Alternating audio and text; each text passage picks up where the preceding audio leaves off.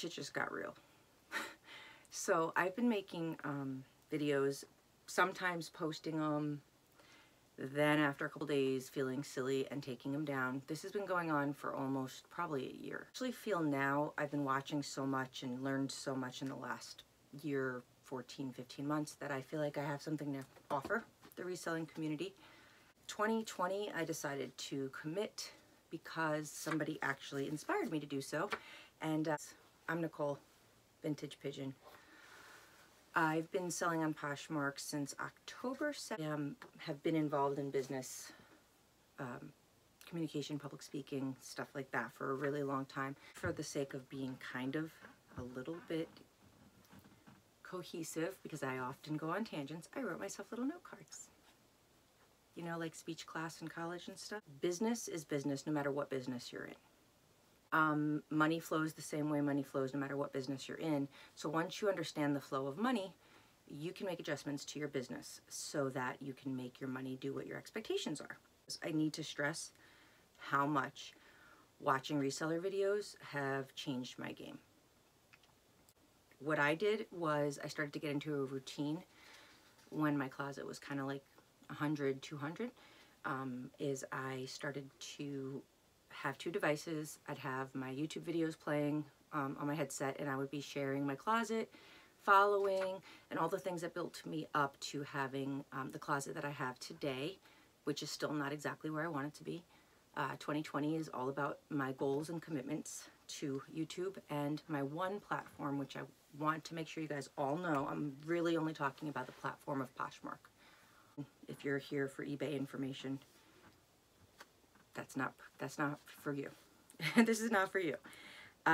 So I think that it's important to mention that I started out trying to just get rid of some stuff that I took with me from another state, and I had 2 different states I was going back and forth.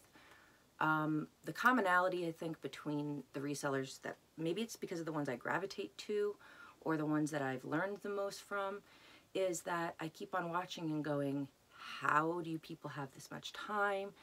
How do you stay focused? I'm an extrovert. I think that that's a definite downfall for me in reselling. So I found ways to modify and adjust that in my life, and I'd like to get into that later. Actually, I think that's a good point I should probably write down for a later video, is how to make adjustments for your own personal needs and fulfillments, because I am the extroverted type, and and I'm also a psychology nerd, so there's a really interesting personality test that you can take called the jung, J-U-N-G, test, and I recommend every single person take it.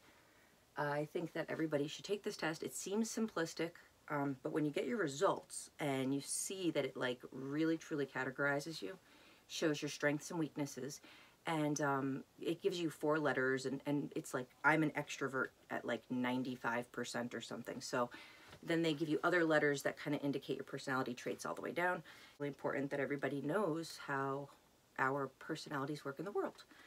I think that's huge. And you know, you're setting yourself up for failure. Like for me, being an extrovert, if I'm setting myself up to sit in this dungeon of my basement, which I love, this is actually my, not a basement, it's a walkout, but this is actually the foundation of my 100-year-old house, and I love it. And I covered up the windows with boxes, and I dropped my cards. So anyway, so I think it's important to know for me that if I didn't understand myself, I would fail.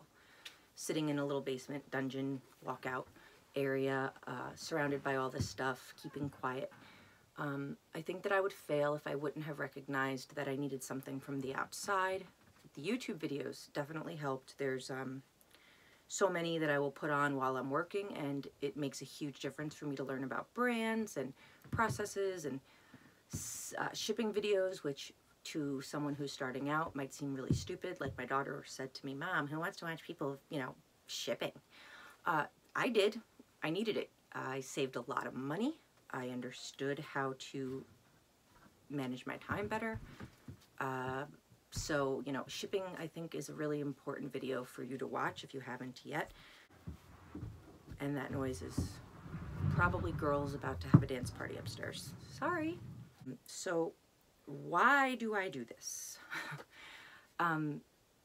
Well, why do I do this? I don't know. Why are you doing this? It's not necessarily for the money, at least initially it was not, because obviously I definitely can say my first year I lost money. And I think it stimulated my brain. I liked the hunt. People talk about the hunt. I love the hunt. But the hunt can get you in trouble. And so that's part of my journey and the mistakes that I've made in the hunt. And that would be, I mean, they weren't huge mistakes. I never have taken any risks that I can't afford. But I got a little impulsive with liquidation.com and any kind of a auction site where you can just make random bids and attach your debit card or credit card to is a little bit scary. So I ended up at one point last year, about a year ago, right before the holidays, ordering so many items from liquidation. They're $4 a piece and they're brand new, so why not? Or I ended up buying a box of bras from China, and I didn't realize they were from China. And when you get bras from China that say 38D, but they're really sized like an American 34B, you kind of have a hard time reselling them even though they're brand new, along with about 1,000 ties. Silk men's neckties. I bought a box of them for like $120 including shipping. And I ended up spending probably 2 weeks going through these boxes of ties, about chilling on the impulse. And I've saved a lot of money in the last few months watching out for that. I stopped sourcing online. Some people are going to argue about that. It's just not for me. And that's why I want to talk about why I think I have actually something more to offer the online reseller community than what I see out there right now. Right now, I have not seen anybody talking about online consignment in a big way. Since I've been on Poshmark, they started a few new markets. They started the Kicks market, which I was always into selling shoes. That's my favorite. Well, besides vintage. But vintage shoes is even better. But I understand that not everybody's into vintage. I understand that not everybody is in the tri-state New York area or in a large metropolitan area where designer clothing and not just designer clothing, but maybe people have lived in their homes for a really, really, really long time. So what used to be, you know, great and they've retired and they're ready to sell their house, you can go in and buy in bulk, or you can help them by doing consignment. For me, I am. And like I said, I stumbled into it. Being the talker that I am, and I would go to consignment stores and I'd be honest and say I'm a reseller, so, you know, let me be honest, because I don't want to sit here and try and, you know, argue with people over the dollars. If they're not willing to get down with the dollars like I need them to, it's probably not the right place for me. Of course, there's those few gems that I would find and I'd be willing to pay up for, but generally I started to decide I needed to keep my cost of goods under $4 a piece. And I was trying to stay within the sale price of like $30 to say $60 an item. So that was kind of my goal. When I considered my time, the money I put into it, all that kind of stuff, I was just trying to stay around $4.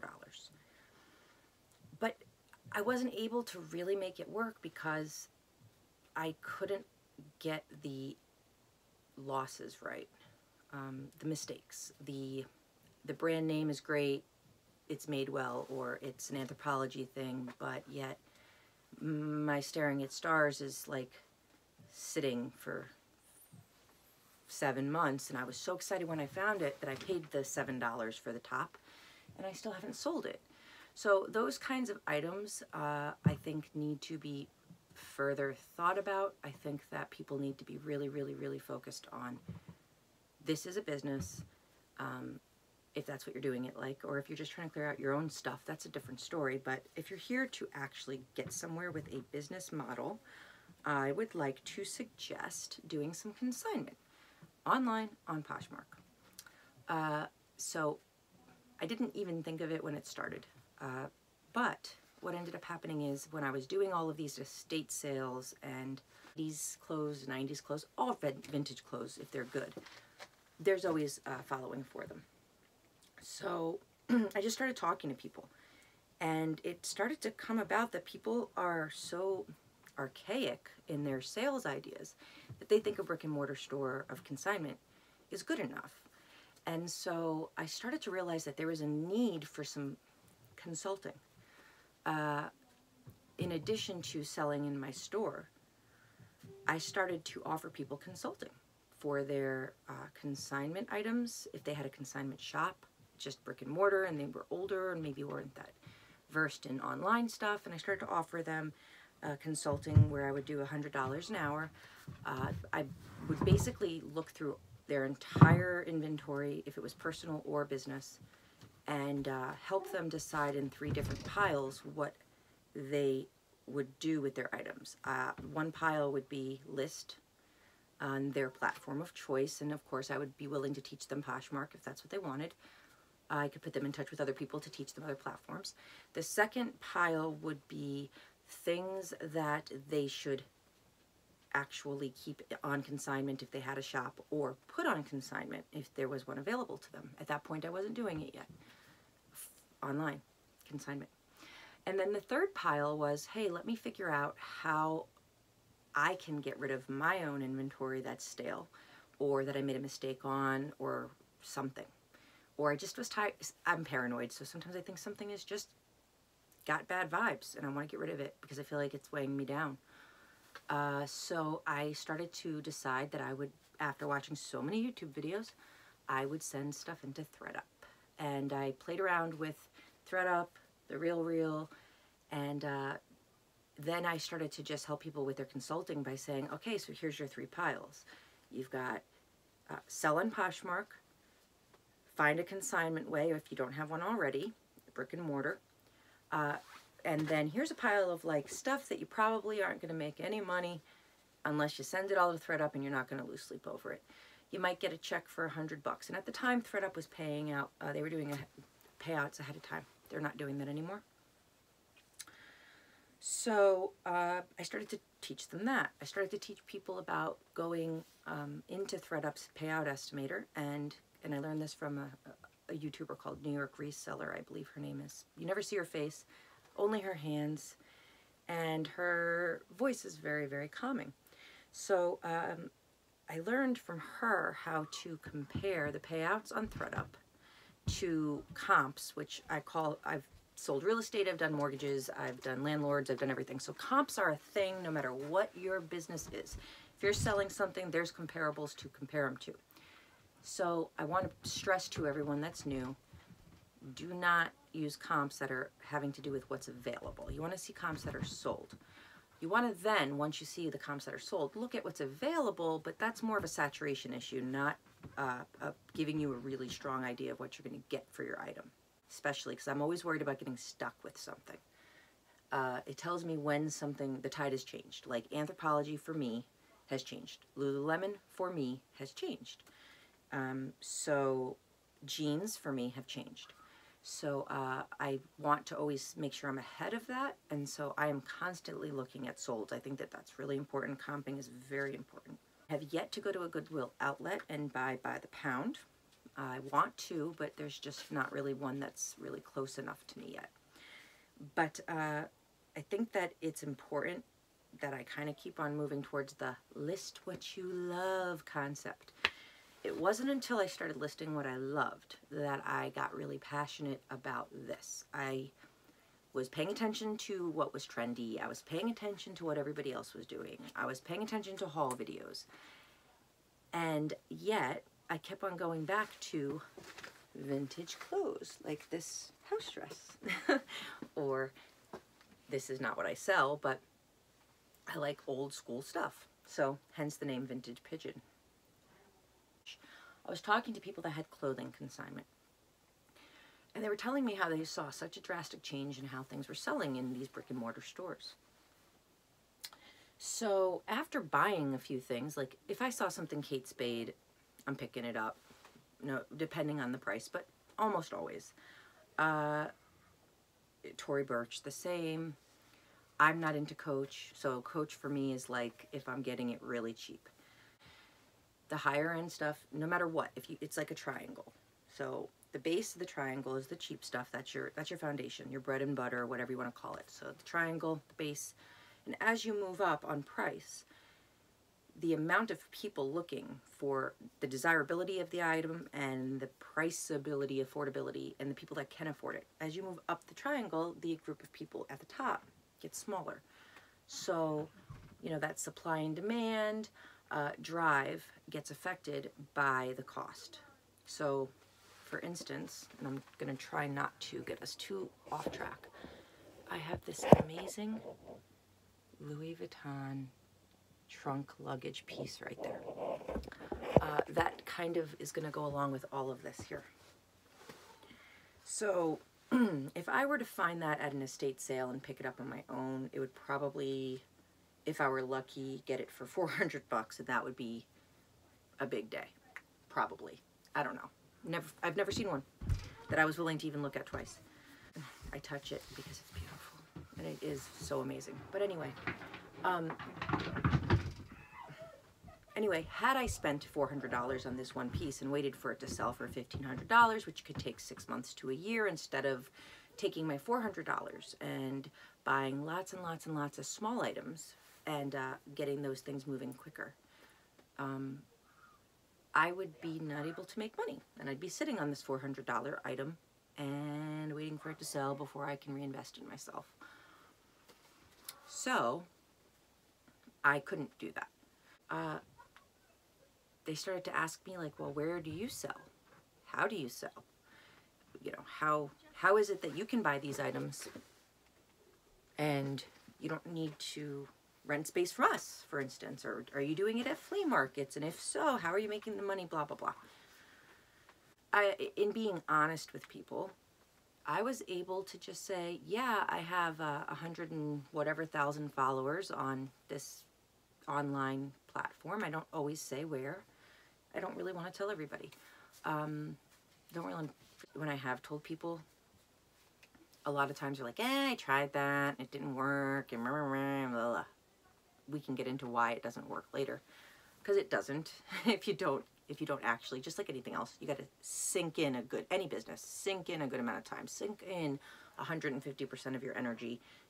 Because if not, then it's just buy, sell, buy, sell, buy, sell. And yeah, eventually, if you can afford that, you might make profits. It might be 30% profits here and there, but you're not going to see like money you can live off of or money you can contribute to your household. Until this Louis bag.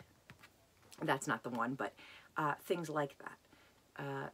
Hey, Nicole, I own this designer shop, and somebody called me who has this huge inventory, and they want to be bought out. They don't want to wait the long, long time. So I said, okay, well, I'll go over there. And I ended up with the first one, buying out, like, how many pieces? I bought about between 300 and 400 pieces.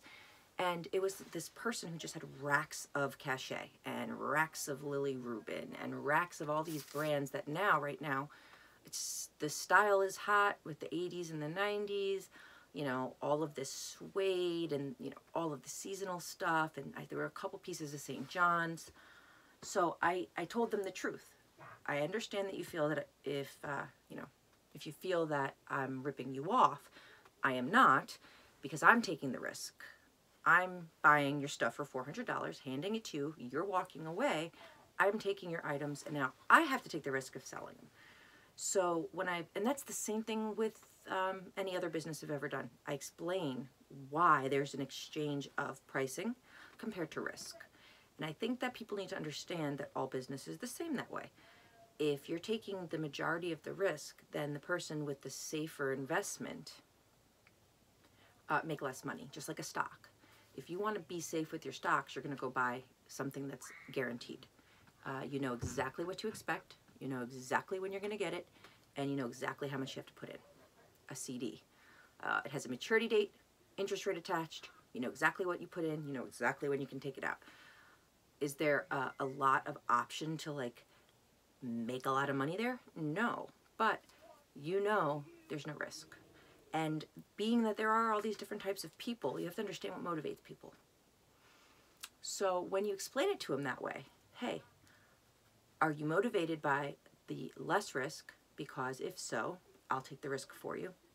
If you're not, and then I just started to just use all my business from the past and say, okay, if you're not willing to take the risk and sell this stuff on your own individually and hold on to it, and there's so many different reasons, just like in selling anything else, like you're selling, it's a personal thing, but it's also money. You're selling houses for people, or you're offering people mortgages. There's so many factors that come into why they need this to be done the way they need. What their goals are in selling this property, in getting this mortgage. Do they need cash out for a personal reason? Do they need to sell their house because they got a new job offer and they don't have time to wait? To find out what all these little factors are, and there's premiums to all of that. If somebody, like for instance, this one person that I was sent to, that I spent $400 at, and essentially getting $1-ish a piece. And I didn't even truthfully take much of a look. I didn't go through and like really go through everything. I saw what she had. I saw the quality. I saw how it was taken care of. They told me where it came from. I could tell that everything was still on the dry cleaning hangers from like 1995 or something. And I said, what if I take it all and you don't have to worry about it again? Those people were motivated by the idea of, hey, and I gave them the option, or do you want me, this, I don't know why, but my brain just went bing. Do you want me to list it for you? You'll get more money. It'll take you more time. We'll split 50-50 after fees, and the fee's 20%. I will take on the labor. You're going to take on providing the goods, and then we'll split 50-50. But it might take you 6 months to a year to see any kind of real money from this. And the reason that it's going to be a 50-50 split is because I'm taking the risk of all of my labor. So I expect 50%, and you're going to get 50%, but it's extended. That particular group said, no, we have to close. We have to get out of this house. This is my so-and-so dad's, girlfriend's, wife's professional wardrobe from Indiana. We don't want to pay to move it. It's not personal to us. The sentiment is not there. And it's just the same as what I'm saying with like selling anything else. If there's no sentiment there, you have to figure out what motivates people. So with these items, I bought them all for $400, and I started listing cachet suits. And for me to be able to offer cachet suits, and it was all, you know, silk, sequins, suede. It was beautiful. And I still have pieces, but that's the problem, is I spent $400 and I'm lingering. But I was able, because I got it so cheap, I was able to price it really affordable for people to buy. I learned about processing, which is a whole nother story, and you should probably learn about it if you're going to start going into large amounts of goods. I had these pieces sitting downstairs, and I was listing like a few a week, and I'm looking at myself going, Jesus, I'm letting money just sit on the table. I need help. I can't do all this. I have a family, a lot of responsibility. Besides, I need help if I want to turn this around really fast. So that I ended up getting to eventually. That's where I was able to lay out some money and make some money. The opposite effect was when I spoke to a designer, a boutique, and they said, so they referred me to somebody else who, this person was willing to wait a little bit longer and me right in to meet this client. And so they called me later. I don't know why they shared my number with the client, but they did, and said, well, listen, this client wants high-end dollars for her stuff. A lot of times it's just a communication issue. If you don't know how to communicate the business, the expectations, clarify it for people, really make it simple.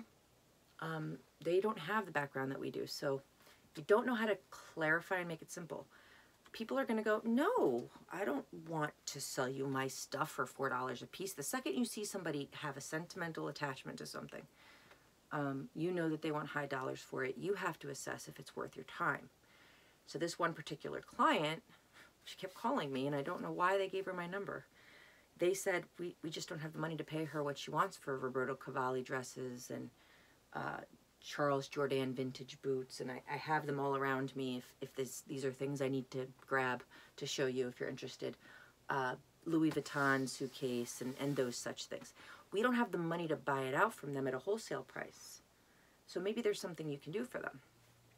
So this woman was the owner of all of this merchandise, was very persistent in calling me, and I was trying not to step on toes because you don't want to alienate your networking.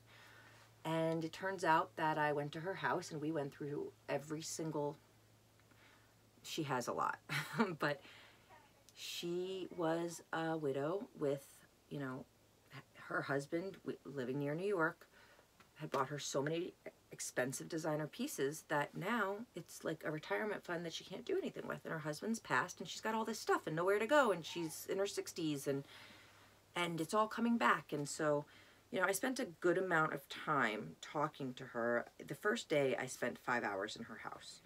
I made the 3 piles like I told you. I made the if you want to sell this yourself online, I'll teach you. I did not charge her any consignment fee, a consulting fee. I offered that though.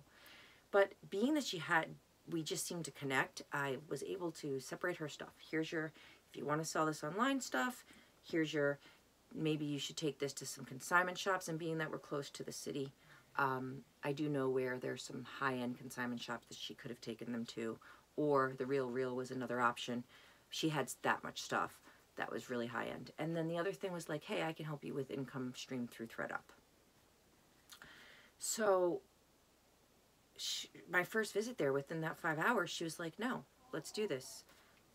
Take it all. And she just started putting stuff in bags and boxes. And we just said, okay, we're going to do 50-50. And I decided what I wasn't going to be willing to sell that wasn't going to make us money, and what I would. Now I'm in my basement, walkout basement, not a scary basement. And I have my entire collection that I just bought out of somebody, plus my regular bread and butter stuff that I'd been buying and buying and buying, plus my liquidation stuff, the ties and the jewelries and the da-da-da. And now I've got like, I think I took home like 12 bags of this woman's shoes and clothes. And we separated them in her house by like, okay, well, these are the designer items, and we're not, there were more designer items, but things I wasn't comfortable yet deciding on pricing. So I took pictures and I started comping them out for her, and we made for all my clients, I make an online folder in hopes that they have an iPhone. I make an online iCloud folder for album for them so that they can see all the photos, any comps. I write notes on my comps. I upload them right to the album. And I think that consignment is what I kind of have to offer right now, the reselling community. My ability now to make money is so different. What I started to do was realize that, okay, I've got all this inventory, some of it mine, some of it not. And being that most of the more higher end, more desirable pieces were either bought by me for $400 and sitting here, or these big things that I could flip for this woman and split 50-50, I need help. And I started to learn through YouTube videos about Fiverr. I'm on my 3rd virtual assistant for sharing, real person, not a robot. And the sharing changed things a lot for me because it was too much for me to do it all. So I was able to focus on listing, and I had somebody sharing for me. And I noticed that when I shared, I spent $30 or $45 or whatever it was. And it made a huge difference in my sales. But then I bought a package where somebody started helping me with my SEOs or whatever the heck, tagging and all that stuff in your listings. And I learned a lot about the tagging. And again, things just changed exponentially for me. So I started watching the YouTube videos again and learning about tags and making myself a notebook, a template actually, in my iNotes or whatever you call it, where it was just like, okay, if something's a vintage sweater, here's my template for a vintage sweater. Boom, boom, boom, I'm listing a lot quicker. If something is vintage Charles Jourdan pumps or vintage anything pumps, there's my template with all my tags. If something's a vintage boot, there's my template with all my tags. If it's a men's item, blah, blah, blah, blah, blah. You get the picture. So at that point, my closet started to grow, And on top of that, I think that what's most important to explain about consignment, and I want to, in my notes here, I'm not paying attention to, I think that it's really, really, really, like I said, important to list what you love. So not everybody has access to people's homes full of designer clothing or vintage clothing. But now that these platforms are expanding, like Poshmark with the home market, you might be able to go find those little shabby chic stores and say, hey, I can help you get some of this stuff turned over. 50-50 split, blah, blah, blah, blah, blah. But you need to be competitive, and you need to check your comps out on Poshmark, of course, before you start taking items and wasting your time. If you can't make money on it, then please, consider your time, decide how much it's worth to you. So for me, I have no desire to do home goods at all, even if it's vintage, because I do like vintage home goods. It's just not my thing yet. We'll see. But I started doing the consignment of bags and shoes and clothing from somebody else and doing that 50-50 split. And it was like, oh, wait a minute. I don't have to spend money to get inventory anymore. And I'm still making $20 on a pair of shoes. I'm splitting it, but I'm still making $20 on a pair of shoes. And guess what? It's costing me $0. So think about the profit on that. So when I'm looking at it going, wow, I could be doing this at a much faster rate. How? So when I started to decide I needed to have help with the much faster rate portion to help me get rid of stuff that cost me $0 to offer to the market, to make up for what I was buying for myself. Also, if you just average all that out, it takes your cost of goods down to less than zero. I mean, I'm able now to sell my own items I pick up for a lot less money, therefore making it move faster, because I have this other non-paid for stuff that averages it all out. When you're averaging out your cost of goods and you're doing consignment for people, it's like almost playing with other people's money, and I don't say that in a fraudulent way, but you have freedom, and you start to see your game change a little bit. And again, I'm not suggesting this is for everyone. If you have a niche, if you're really great with Hubble, ceramic, I don't know. I'm not into all that stuff. If you're really great with Pyrex, if you're really great with jewelry, whatever. I know that if I wanted to start doing vintage jewelry, I can walk into any single vintage store, thrift shop, or anything and say, hey, let's make a deal. I can either sell all of this for you and we can split it, or would you like me to buy a bunch of it and da-da-da-da. It's my business plan that has worked for me forever with other types of product. It doesn't matter what the product is. You need to understand that money flows the same way. No matter what the money is being spent on or where it's generated from, money flows the same way. So you find out what's desirable, you find out what you love, and you figure out ways to be smarter, work smarter. So what I did was, hey, how can I make this person who's giving me all these items make more money faster, make me make money faster? And I know she has probably 10,000 items in her house. I don't even know if I could ever finish selling all of the clothing, shoes, and bags that she has. Imagine what you can do if you start consigning people's things. You see that everybody wants to get rid of stuff. Garage sales, for instance. If people have high prices at their garage sale, higher than what you would expect at a tag sale, you can talk to them if they have really good merchandise. It doesn't matter what it is. It doesn't matter if it's clothing, home goods, menswear, kidswear. It does not matter. You need to talk to them. Offer them something. Make a deal. So that way, you're not paying for it, but you're still making a profit out of it. Those people are just going to close up their garage sale and go donate it to wherever that they decide, because they're tired of it. This isn't their thing. It's not a business for them. And they're not interested. And they just want it to be over with. But they want to get rid of the crap, obviously. And if they're making it too high, maybe that's because they know their stuff is valuable, but they don't know there's an in-between and they don't know how to get there. Sometimes when I see that, I strike up a conversation and I get them on Poshmark and they become a seller. And I make a couple bucks off it. All of these different things have happened, and so much more. And so I think that I have a lot of consignment information that I can offer this community, and I promised myself I was going to do this. So here I am. My name is Nicole. My store is Vintage Pigeon. It's actually at Xorussell on Poshmark. XORUSSELL. You can follow me there. I have an Instagram. It's I think, what is it? It's Xorussell. Xorussell. RUSSELL. Posh. That's my Instagram. I think I'm up to like 2,500 followers. So let's see, maybe in a year where doing all of this YouTubing gets me. On Poshmark I have 117,000 followers, and I know that followers really do not make a difference on sales. I've seen people that have 60,000 or 15,000 followers do plenty of sales, but it's a really good way to keep yourself motivated and keep the little algorithm of Poshmark happy. So if you want to go and poach my followers, feel free.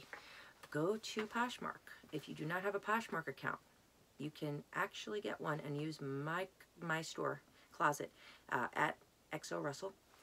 Start your store, and you can poach every single one of my 115-ish thousand followers, and bam, you've got all these followers.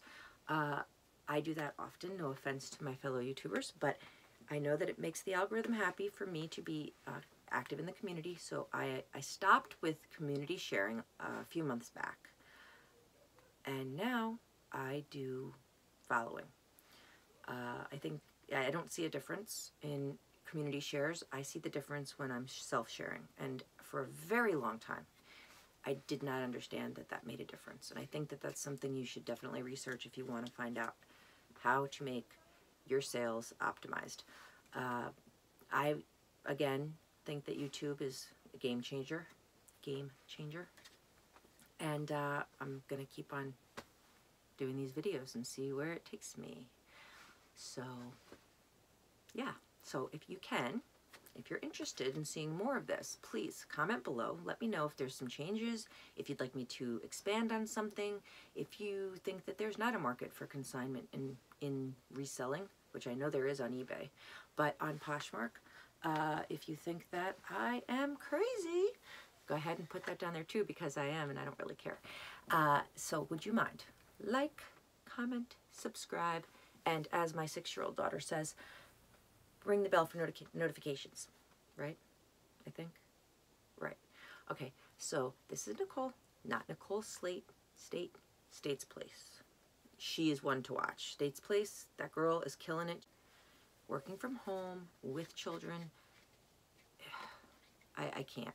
Like, she's the one who's made me do this today. So thank you, other more experienced, better Nicole. But my own competitive nature tells me that I will be there with you. We will be like Nicole Squared or something. I'll be like the vintage guru, and you can be like, I'm gonna list 100 items a day, because she seems to do it herself, I think, or something with help. I don't know. But anyway, guys, like, subscribe, comment, share please on Instagram. I think that I can help a lot, and I hope that I can learn a lot too. Thanks a lot.